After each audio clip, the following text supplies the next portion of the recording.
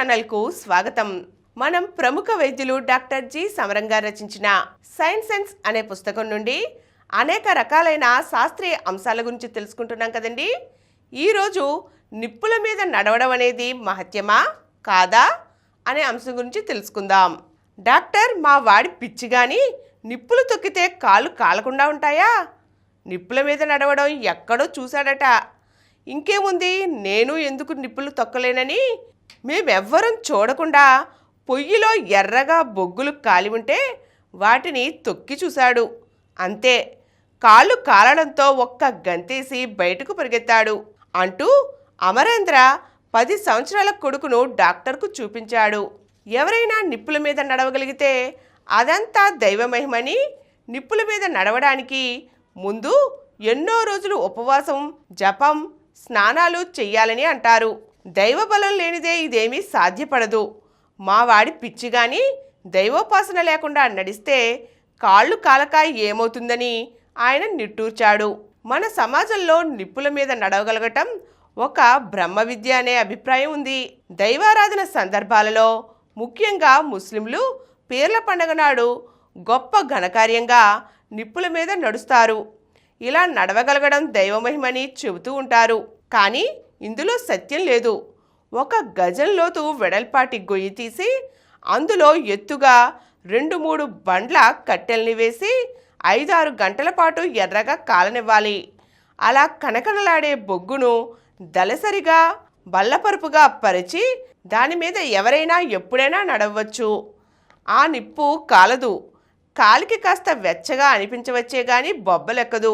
స్నానాలతోనూ, ఉపవాసాలతోనూ, దైవ ప్రార్థనలతోనూ దీనికి సంబంధం లేదు.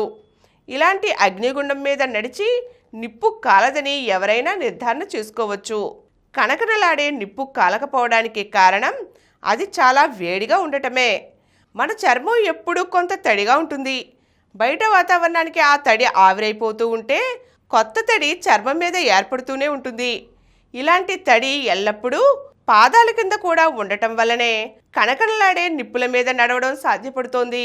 బాగా వేడిగా ఉన్న నిప్పుల మీద తడిగా ఉన్న పాదం పడగానే ఆ తడి వెనువెంటనే ఆవిరి అవుతుంది.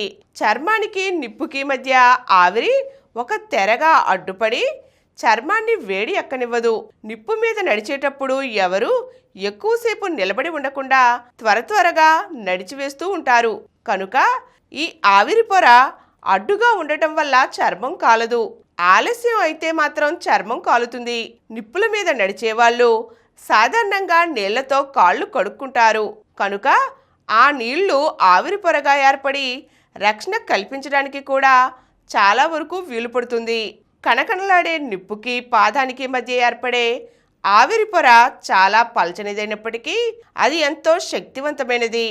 అలాగే అనుక్షణం మన చర్మం తడిగా ఉంచబడుతూ ఉండటం వల్ల నిప్పుల మీద పాదం పడగానే అక్కడ ఉండే తడి ఆవిరి పొరగా మారిపోయినా మళ్ళీ పాదం ఎత్తగానే వెంటనే తడి ఏర్పడి తిరిగి పాదం నిప్పుల మీద పడగా ఆవిరి పొర ఏర్పడటానికి అవకాశం కలుగుతూ ఉంటుంది.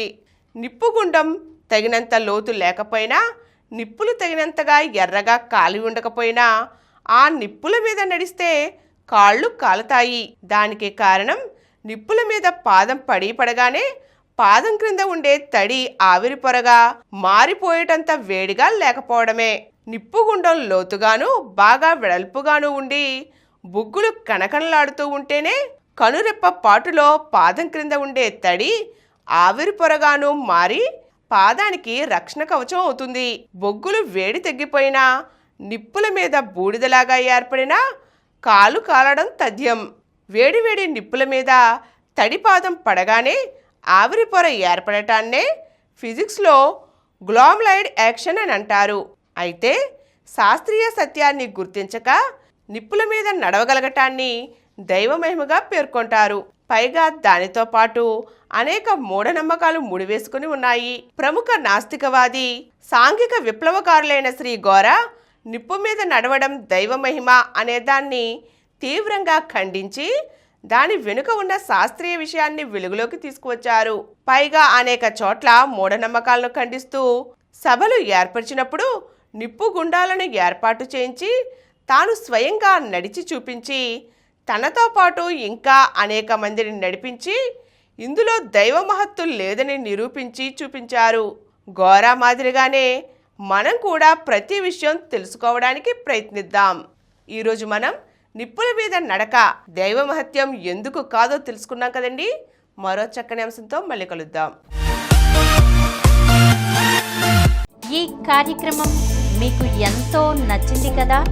ఇటువంటి మరిన్ని వీడియోల కోసం అనతి కాలంలోనే 20 కోట్లకు పైగా వ్యూస్ సాధించిన సమరం ఛానల్ సమర్పించు సమరం ప్రగతి ఛానల్కు సబ్స్క్రైబ్ చేయండి, లైక్ చేయండి, మీ ఫ్రెండ్స్కి షేర్ చేయండి.